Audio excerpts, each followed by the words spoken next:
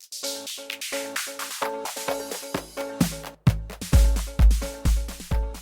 right. Hi, Jed. Hey, how's it going? Yeah. Congratulations on securing a role as the director of the EDGAR business office. Thank you. The 18 months serving in an acting role before kind of helped get me there. Yeah, when I don't know if I told you this, but when I joined the SEC almost 3 years ago, I actually didn't really have a desk, and you were an AD in IT, and I did not have a desk, but you helped secure me a desk, and we had just met, and you actually got me an internship desk, a tiny desk nearby, but I don't know if I ever thanked you for that. Oh, you're welcome. So you were in IT almost your entire career, and then only recently, in the last few years, you actually moved into the business office. What had you make that change? That was a tough change. Mentally giving up IT, which I had been in for over 20 years at that point, and going into the mission, it was tough to leave IT. I ultimately decided to do it to get more engaged with the SEC's mission. Moving to the new role was going to give me an opportunity to make bigger, broader changes. Still focused in technology, but it was going to help further the mission at the SEC, which was attractive to me. Yeah, for all the places I've worked, actually the SEC's mission, has a lot of appeal to me. Actually makes me feel good about the day, and it impacts so many people. Ultimately, I do want to retire. My wife wants to retire by a beach.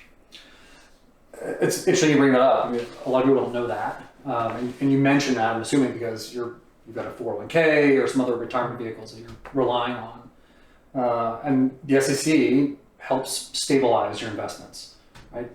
Through our regulation of public entities, we bring stability to the marketplace, and EDGAR is at the center of that. EDGAR is the system by which the regulated entities have to file. The filings are accepted with us through EDGAR, and then disseminated back out to the public, and that data is made publicly available for you, the individual investor, to go in, research your investments, and feel confident that the companies you're investing in are stable, legitimate, and well managed.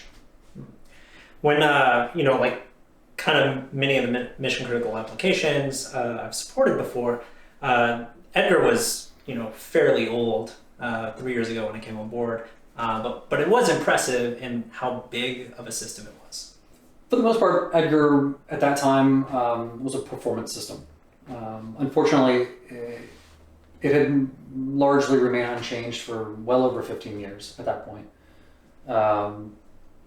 And although it was relatively performant, it got us through the day, it was running on a monolithic code base on legacy hardware that was nearing end of life, or most of it was already end of life. And the maintenance costs were becoming unmanageable. The technology used in the system was making it hard for our vendors, our partners, to find personnel with relevant skill sets. And it was incredibly time-consuming getting new personnel caught up to speed on developing the system. Being tied to hardware, our throughput for development was bottlenecked. We were stuck at about 4 releases per year, mainly because we couldn't build new development environments. We also were stuck without room for innovation. All of our development capacity was tied up, and being stuck in hardware, we couldn't innovate, and we couldn't address our technical debt, which was continually growing. So knowing that it was aging and it was getting kind of close to time, what were the options that you were looking at? Kind of the two traditional options. Of course, most large modernization efforts would jump right to rewriting the system as a whole. Clean start, shiny new car was a very attractive option. We got very close to going down that path. But when we really started diving into how we would execute on that path, we would have to maintain the legacy system for, probably another 5 years, and all of the deficiencies that came along with that, while building a new system. We would have to continually enhance the system with all the rules and forms that we generate every year. And at some point, migrate that over to the new system. It was going to be very technically challenging, not impossible, but technically challenging and very financially challenging option. The other option was to do a lighter lift, upgrading the software, the middleware, and getting off of the physical hardware and moving into our virtualized infrastructure. So a lot of agencies are, moving into cloud. Why, out of those two options, why wasn't there the third option of moving to the cloud? Our agency didn't have a cloud infrastructure at that time. We were certainly planning for a cloud infrastructure, but the commission just wasn't there yet for us to make such a massive move straight into the cloud. And I think it's at that point that we engaged you all. Yeah, at that point, we decided to do an assessment, an 8-week assessment. We used our Red Hat consulting partners, and bringing on some of their architects and looking at open source as an option. It was really kind of instrumental in kind of like laying a lot of the groundwork, especially like what will it take to move forward. One of the outcomes of that was trying to present a different option, kind of a middle ground option, and that option was really to migrate EDGAR onto a cloud-ready Kubernetes platform, Red Hat OpenShift. And that option would allow the SEC the flexibility going forward to modernize incrementally in parts through the different containers options. Also would allow maintenance and patching and upgrade to be much easier, and actually would allow it to be moved to the cloud when the SEC ends up finalizing their cloud strategy. So ultimately, that third option you brought is the choice we made. And as exciting as modernizing a large complex system as that was, there aren't a lot of success stories around big complex projects like this, not in the government at least. So we all acknowledge that, and we thought about efforts to make it successful. Ultimately, we addressed that through building a strong coalition across the commission. We ended up starting this off with kind of a road show to go around the commission. We got senior leadership buy-in from all levels, pretty much any affected office, which was most of the commission, because most of them rely on it for some filings. The COO, the CIO, the CISO, and just to build support financially and from an technical execution perspective. EDGAR had been riding on a shared infrastructure within the commission. So we had to bring in all of the OIT technical teams, their respective vendors, to ensure, again, clear communications across all the teams, expectations, prioritization, and build one team across all of the SEC to ensure the success of this. That was backed up by bi-weekly executive meetings to mitigate early on any perceived risks. Yeah, that was one of the best, for the digital transformation programs I've been a part of and helping create that transformation. It is always hard to get that executive alignment to eliminate roadblocks, right away. So things don't sit and project schedules get pushed, which happens all the time. And that's the beginning of how, the horror stories start. To the credit of the SEC leadership, unbelievable amount of alignment to have the vision to do something and clear roadblocks very quickly. And all the normal processes that were there, the rigid stage gates to really perform any core function, which is, it's designed for a purpose, and that's risk aversion. But in a process like this, where it's all new technology, all new process, it's not been done before, it's not been done in this environment, all of that those processes had to be pushed aside, essentially, and created new, faster processes to allow the whole build to progress. Yeah. One of the things that I brought from my career that really I knew needed to be a part of this process was scaled agile. That being kind of a critical way of being able to have all of these, development teams, build teams, all working towards the same effort, but keeping it small enough to make sure things were progressing forward. Because of how natural a process like this, a project like this can take. It can take many angles all the time. Having that ability to change scope, change direction, do release planning, and still know we're going to make the date, or not going to make the date, and then make adjustments accordingly, was really critical in doing something like this. Again, like if it's not been done before, you need to do something that can help you see the road forward easily and make adjustments as you go. Kind of looking back to how that all went. If I Monday quarterback it, there are some things that went extremely well, and now it'll be in my tool belt to do on every type of program like this. And some things were pretty painful, and we'll know not to do that again in the future. One of the guiding principles, is kind of the lesson learned of you need to do this, especially when you're thinking about modernizing applications, is you really need to focus on making sure that you have operational or functional parity. So, people looking at a big monolithic code base and trying to move it forward will always try to pay down technical debt in the course of that process. But that process, to do that at that point in time, puts in a lot of risk that you're not likely to try to overcome. And so it'll end up, you end up building this, trying to build the Taj Mahal, and then it ends up taking a lot longer than you expected and your project slips. So getting the core operational parity is, a core fundamental. Did you find it a challenge to keep the developers themselves focused and not going down the rabbit hole of addressing nonstop? We would do a lot of side huddles, architectural huddles for those decision-making processes.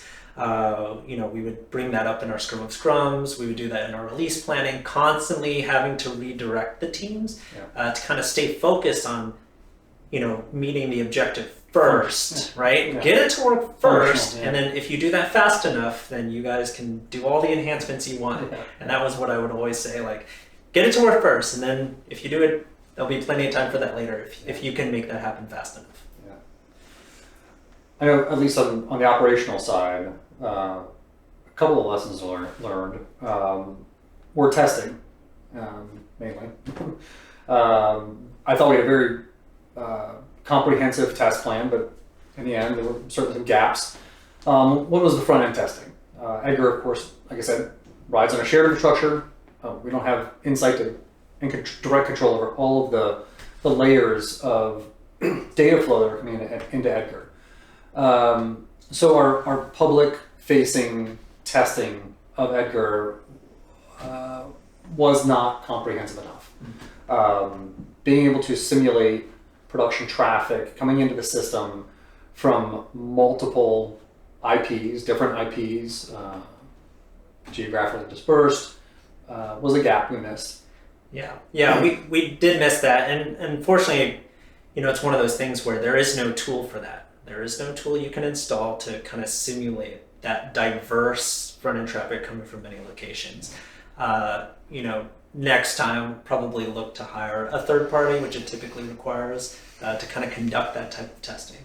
But the one thing we did do well, the shadow deployment, where the newly modernized EDGAR was put into a path of production data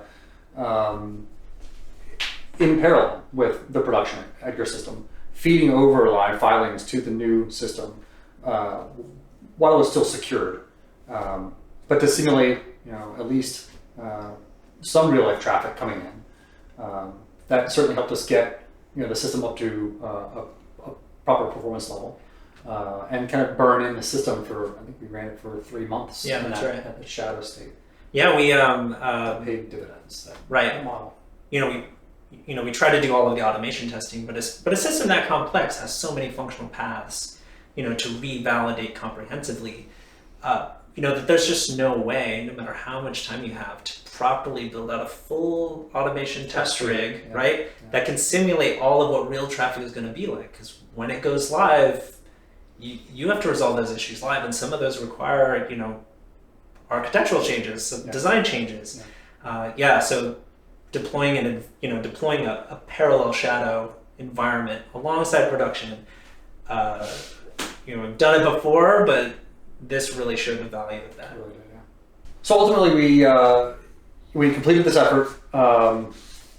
on time, under budget, and start to finish. When you look back, when we first started talking about really kicking off this effort, from then through our marketing efforts, your assessment, our internal budgetary processes, decision making, and actual execution of the project, I think we were at 26 months. It's an incredible achievement for us, and I think that's pretty much on par with private industry. Yeah, that is absolutely on par. It's just something this of magnitude. And when you think about the build to the deployment process, I would say as fast as when the build officially started to when it ended was relatively quick. It was under a year.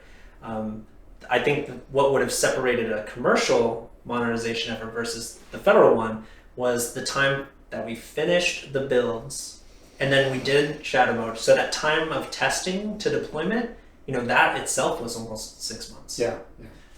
But outside of that, I mean, this is it ran as well or as smooth as you'd expect anywhere.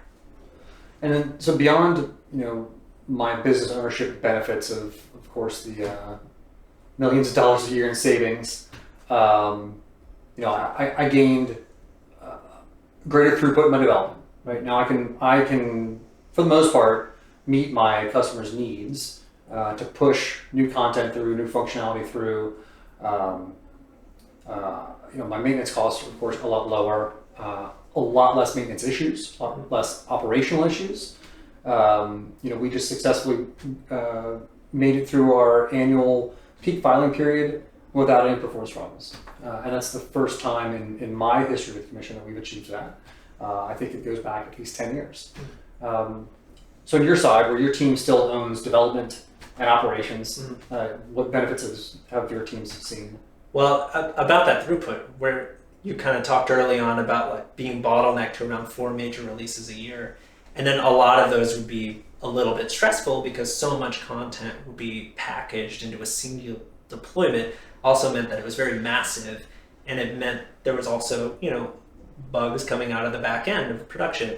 Now our build processes are automated. We use CI/CD. We have DevSecOps, security. Being able to have visibility at every security layer is really important to the team. And our builds are less than an hour.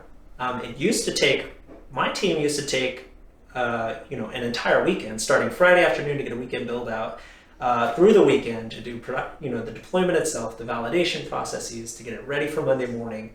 It would take the whole weekend, a small army. And now, it's 2 people, maybe an hour, and most of it's waiting for the build to deploy. Do you think some of that has to do with the fact that we now have functional and performance parity across our development, staging, and production platforms? Because I know historically we didn't. We had, again, we were tied back to physical hardware, which we couldn't always keep in sync across all the different elements. So I assume that's also been a big benefit to you all. Oh, absolutely. And from an operations standpoint, being able to scale on the fly, if we see, a production load happening or one of the containers or pods are, having performance issues, we can either, deploy another pod on the fly live while the production is live, and take out the one that isn't performing well. So our flexibility to actually triage in a live scenario, that has really resulted in us not experiencing outages that affect filers during operations, and we can triage it live. Yeah, fantastic. Yeah. Well, thank you for your time. Yeah. Let's go get some COD in. Excellent. Yeah, let's do that.